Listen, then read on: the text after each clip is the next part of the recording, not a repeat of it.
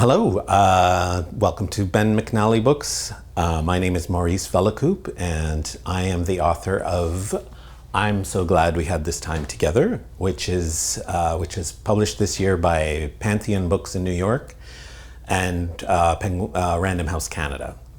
And the book is a graphic memoir.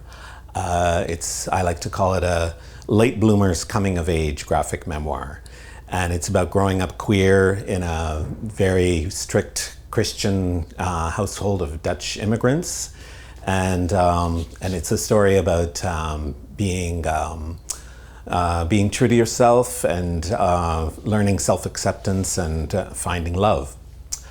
And today I am here to recommend Helen Humphrey's book, Followed by the Lark.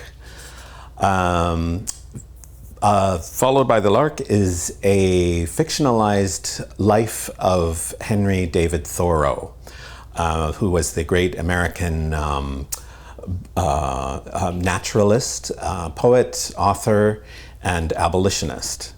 And it follows his life from, he was also famously the author of the book Walden, which is about living a simple life and being in harmony and communion with nature. And so the book follows Henry David Thoreau from the age of 5 when he first saw Walden Pond and thought it was an ocean. And it proceeds through his life till his death at 44 years old. And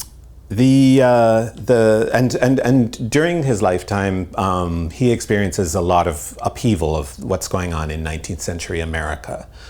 Things like the Civil War is looming, abolition is happening, and Thoreau and his family are involved with this very much. And also the natural world that Thoreau loves and values so much is under threat by destruction of forests and what have you as the railway makes its way across America. So all these things are happening in Thoreau's life, and they have a bit of a resonance for modern readers, I think, as well. So the book is also largely about grief. Thoreau experienced loss of 2 of his siblings, very beloved, very great figures in his life. Also a dear friend died very young, so there's this shadow over everything. There's a great poignancy to the book. The writing is so wonderful. Helen Humphreys has this ability to time travel in her writing and bring you back into like the slower pace of the 19th century. And she's wonderfully observant about small details and imaginative in the way she imagines herself into Thoreau's way of thinking and his observations of the natural world. And so it's a very delicate book. It's a small book in a way, and yet these little observations and moments are transcendent, and there's something cosmic about them. I loved also how Humphreys talked about queerness in the 19th century. So Thoreau, in this telling of his life, is sexually attracted to men.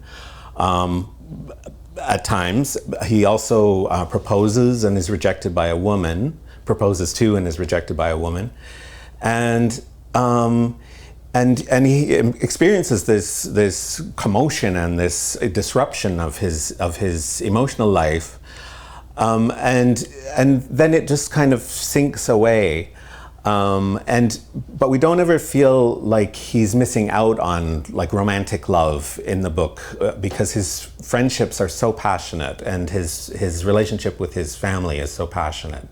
So it's a kind of a very unique take, I think, on sexuality, gay sexuality in the 19th century. I really loved this book. I cried at the ending. I can't recommend it enough. Thank you very much.